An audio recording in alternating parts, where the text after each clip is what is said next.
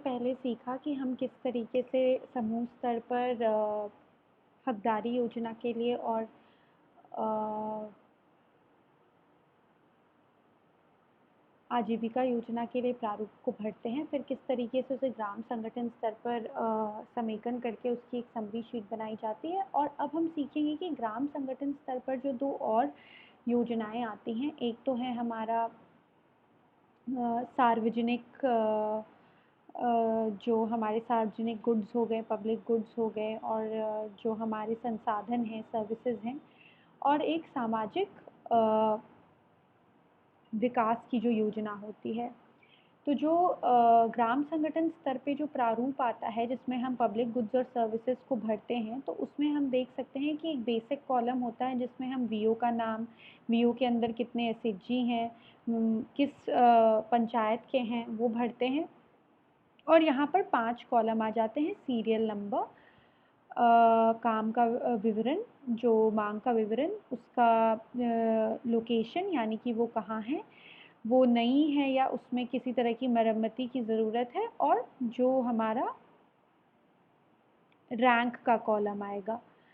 तो serial number लिखने के बाद जो हमारी मांग होती है उसमें हमें लिखना होता है इस तरीके के मांग जिससे कि सभी का गांव में भला हो। तो जैसे कि यहाँ पर है पक्का रोड बनवाना, ग्राम संगठन का ऑफिस बनवाना,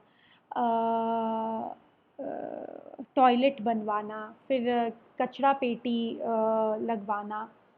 और फिर आप देख सकते हैं कि यहाँ पर है गणित और साइंस के जो शिक्षक और सफाई कर्मचारी। तो यहाँ पे ध्यान देने वाली बात ये है कि कॉलम नंबर 1 से लेके 6 तक, सीरियल नंबर 1 से लेके 6 तक ये गुड्स हैं जिसे हम बना सकते हैं या लगा सकते हैं या देख सकते हैं।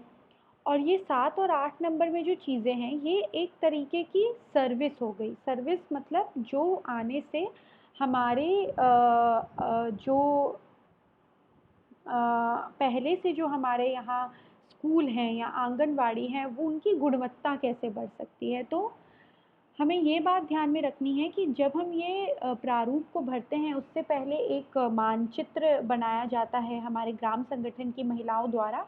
तो वहाँ केवल ये गुड्स ही आएंगे और जो सर्विसेज है उसको मानचित्र पे आका नहीं जा सकता है, वो केवल इस प्रारूप में लिखा जाना है याद से। इसीलिए जो हमारे प्रशिक्षक होंगे उनको यह बहुत ही साफ तरीके से बताना है कि जब मानचित्र महिलाएं बनाएंगी ग्राम संगठन स्तर पर तो वो केवल पब्लिक गुड्स को आंकेंगी, लेकिन प्रारूप में उनको सर्विसेज के बारे में भी लिखना है, जैसे कि यहाँ पे हैं शिक्षक या सफाई कर्मचारी या कुछ और जो भी उनकी मांगे हों। फिर वहाँ यहाँ हमें लिखना है कि इन सब चीज़ों की ज़रूरत हमें कौन सी जगह पे है। तो ये बहुत ही अच्छे तरीके से लिखा जाना चाहिए ताकि ग्राम पंचायत को देने के वक्त उन्हें समझ में आ जाए कि हाँ ये जो रोड है इसकी मांग कहाँ हुई है और कहाँ बनवाना है।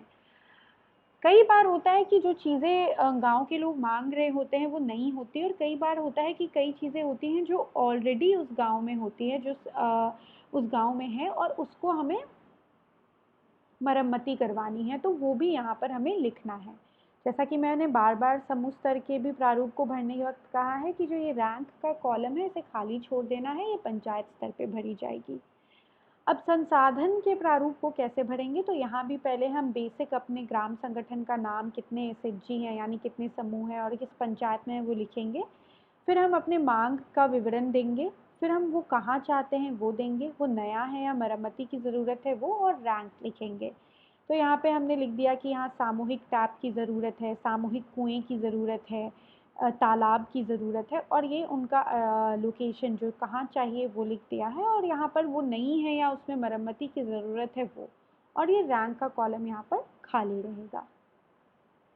तो ये होता है जो कि ग्राम संगठन स्तर पे करा जाता है। और ग्राम संगठन स्तर पे एक और प्लान बनता है जिसे हम कहते हैं ग्राम संगठन सामाजिक विकास की जो योजना होती है। तो इसमें सबसे पहले एक बेसिक इंट्रोडक्शन आता है जिसमें हम बताते हैं कि हम किस सामाजिक समस्या के बारे में काम करना चाहते हैं और उसकी स्थिति अभी हमारे पंचायत या गांव में क्या है, और हम बताते हैं कि किस तरीके से वो जो समस्या है वो किन लोगों में ज़्यादा देखी जा रही है। तो यहाँ पर हम गांव का नाम लिखते हैं, कितने घर हैं जो उस ग्राम संगठन के अंदर है, कितने जो एसएचजी हैं वो लिखते हैं। उसके बाद हम उद्देश्य लिखते हैं कि हम इन्हें ये उद्देश्य क्यों लिया। तो यहाँ पर हमने जो बच्चे स्कूल जाना आधे दिन में छोड़ देते हैं, आधी उम्र में छोड़ देते हैं, वो सामाजिक समस्या ली है, तो वो सामाजिक समस्या का उद्देश्य क्या है लेने का, उसका फिर हम डाटा लिखेंगे कि हाँ ग्राम संगठन के अंदर इतने बच्चे हैं जो स्कूल जाना बीच में छोड़ चुके थे।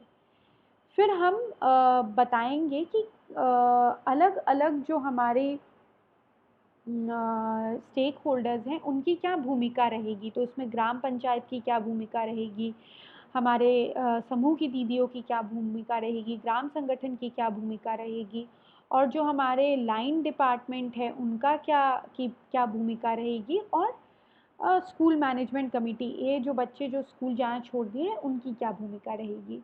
फिर हम कुछ एक्टिविटीज़ लिखेंगे। तो ये बड़ा ही एक ज़रूरी है कि एक्टिविटी जो लिखी जाए उसमें एक्टिविटी का नाम हो, कौन उस एक्टिविटी को करने वाला है, ऑर्गेनाइज करने वाला है, उसका नाम हो, और उसको करने में कितना समय लगेगा वो भी दिया हो। तो जैसे यहाँ लिखा है कि समूह और ग्राम संगठन स्तर पे डाटा कलेक्शन की कितने बच्चे स्कूल छोड़ के बीच में आगे बढ़ गए थे। तो इस तरीके का काम, क्या क्या काम होगा और कौन करेगा और कब तक उसको ख़त्म करना है, ये लिखने से क्या होगा कि आगे चलकर समूह की दीदियों को पता रहेगा कि इस महीने तक इस काम को पूरा करना है। तो यहाँ भी कई तरीके के काम लिख दिए गए हैं। और एक, जैसा कि बताया गया है कि सामाजिक विकास का जो ये बनता है, ये जो योजना बनती है, ये जीपीडीपी के कम खर्च low cost no cost plan के अंदर आता है। इसलिए इसमें कई बार किसी भी खर्चे की कोई आवश्यकता नहीं होती, लेकिन अगर फिर भी कोई थोड़े खर्च की आवश्यकता हो तो वो भी लिखा जाना चाहिए कि क्या ज़रूरत है, उसका कॉस्ट वहाँ पर क्या है, कितनी चीज़ों की ज़रूरत है, और टोटल जो हमारा बजट है, जो टोटल हमारा खर्चा बन के आ रहा है वो कितना है, और किस तरीके से समूह की दीदियाँ सोच रही हैं कि इस पर फॉलो अप किया जाएगा, वो भी लिखना बहुत ही अनिवार्य है, ताकि जो ये काम है ये सस्टेनेबल हो। तो इस तरीके से हमने अब सीखा कि ग्राम संगठन स्तर पे जो 2 नए प्लान बनते हैं, public good services and resource development और सामाजिक विकास पर, वो हम कैसे भरेंगे और उसे कैसे बनाना है। धन्यवाद।